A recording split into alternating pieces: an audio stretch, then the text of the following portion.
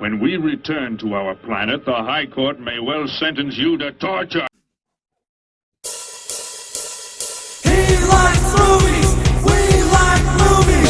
Septum Sin versus the world. Septum Sin versus the world. Septum Sin versus the world. Septum Sin versus the world. I'd buy that for $1. Greetings! You're watching Septum Sin vs. the World. On this episode of Video Game Diaries, we are covering Dragon Quest II. In my quest to beat all of the Dragon Quest games, I finally finished the second game. I have owned this game only in one form, and that has been on the mobile version.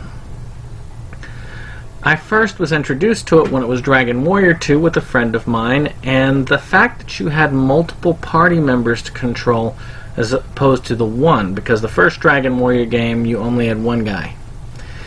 This time you could actually control 3 people, and this was a really cool concept.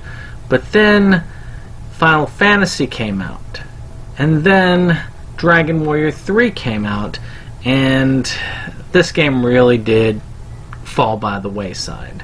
It was much harder than the other ones, and I'll admit, it wasn't my game, and I hate borrowing games for a long period of time. So I just never finished it. Now my friend finished it, but I just never really got to finish it. So finally I have come back to it. Much like Final Fantasy II, this one to me is a lot more awkward, but it's this story about this evil creature called Hargon, and he destroys this castle where one of the 3 of you who are descendants of the main hero of the first game are living in, and it's up to you to save the land from this guy's evil influence.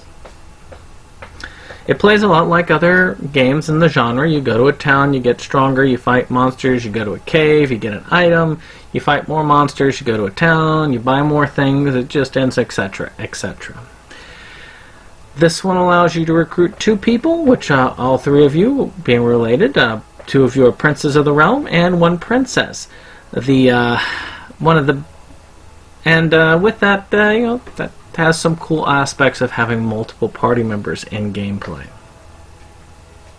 I would say this version of the game is graphically well. Matter of fact, if you are going to be playing it on the Switch, where they've got that new trilogy, this is the game they are basing it on. And it is a pretty cool port. It looks really good graphically. As far as things go, kind of a 16-bit aesthetic there. Very similar to, I guess, the Super Nintendo one that never came across. Just a little bit better on this one. That only kind of lowers fidelity on the 3rd game, which we'll talk about when I've beaten that one another time. But there are a ton of negatives. I feel like this one, out of all the ones that I've played, and I have played a number of them, but I've only beaten a couple. But this one kind of drags.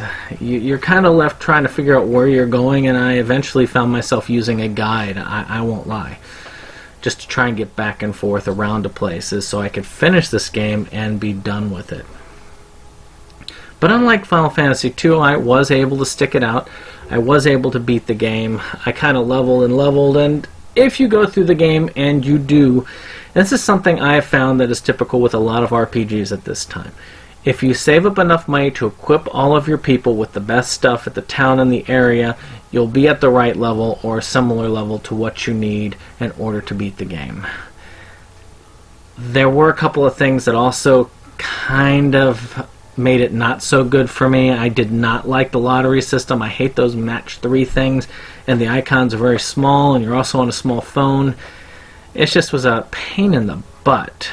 Though I did get the wizard staff early because of that, and that's nice because it casts like a basic flame spell on all the enemies. So the princess, who was useless for most of the game, had at least a little bit of a use. Really and truly, the hero is the only really awesome character in this game. And that is a sad thing, because again, you want to be able to enjoy everything that comes from having these awesome characters in the game. The other two are kind of and I think that the mobile game did boost that a little bit so that the guy next to the hero can do a decent amount of damage to attack, and once you get Kaboom, the princess is much more useful. She also does good for full heal.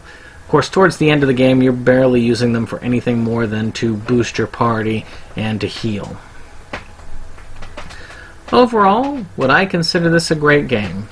No, not really. Is it an okay game for an RPG? Yes, it is an okay game. And for that, I give Dragon Quest II a 5 out of 10. Well, this has been another Video Game Diaries, and we are one more step closer to doing a full Dragon Quest ramp, something like that, where we go through and beat them all.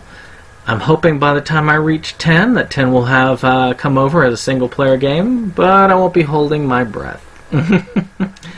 But as we speak now, I'm working on the third one, and that's the last of the mobile games, so I can finally move over to the DS. So this has been Septum's End versus the World. I hope you've enjoyed this Video Game Diary, and we'll see you on the next one.